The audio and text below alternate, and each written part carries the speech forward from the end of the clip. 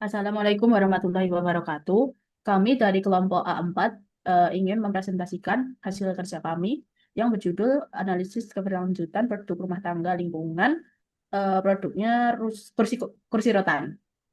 Untuk anggota kelompoknya yaitu yang pertama itu ada Julia Rahayu, yang kedua itu Muhammad Aisin Muyaki, yang ketiga itu saya sendiri, Mas Nakamil Hadin, yang keempat Raida Mahdalena.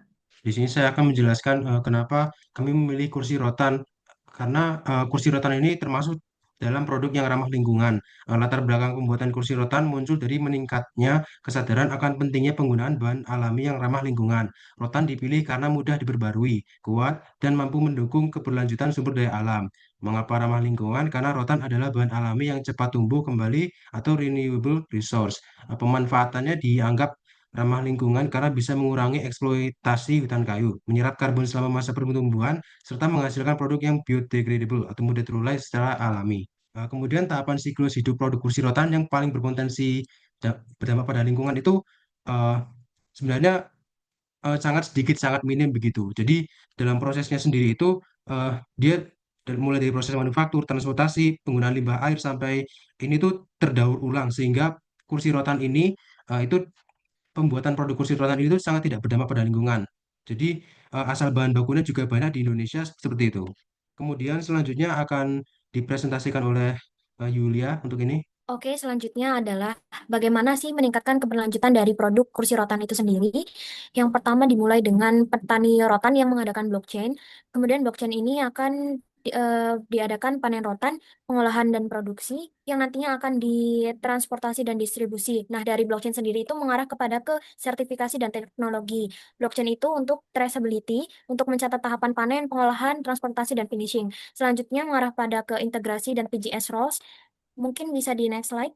Oke.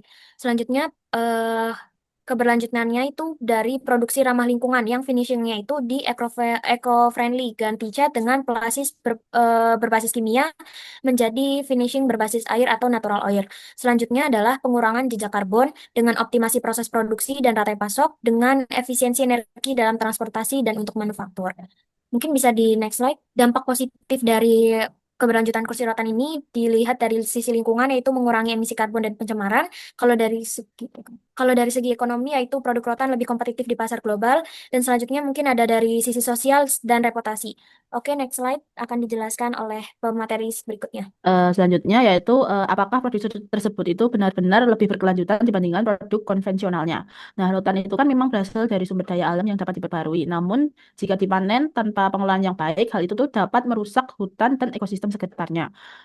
Proses pembuatannya itu beberapa produsen masih menggunakan bahan kimia untuk pewarnaan atau pelapisan rotan. Jika limbahnya tidak dikelola dengan baik, itu dapat mencemari lingkungan dan mengurangi nilai keberlanjutan produk. Dan juga kursi rotan itu memiliki daya tahan yang lebih rendah dibandingkan bahan logam atau plastik.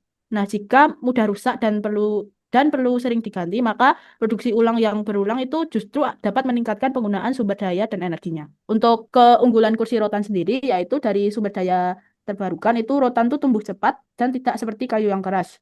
Nah, dan juga mudah terurai secara alami, tidak seperti plastik yang berbasis minyak bumi. Kemudian itu juga dianggap lebih hijau dibandingkan plastik dan kayu dari hutan. Kemudian untuk kelemahannya itu 90% tuh rotan masih dipanen dari hutan alam dan juga resikonya tuh deogradasi ekosistem dan hilangnya keanekaragaman hayati. Untuk transportasi dan nilai pasoknya itu eh, jalur panjang Kalimantan, Sulawesi, Sumatera menuju ke Jawa jadi agak panjang.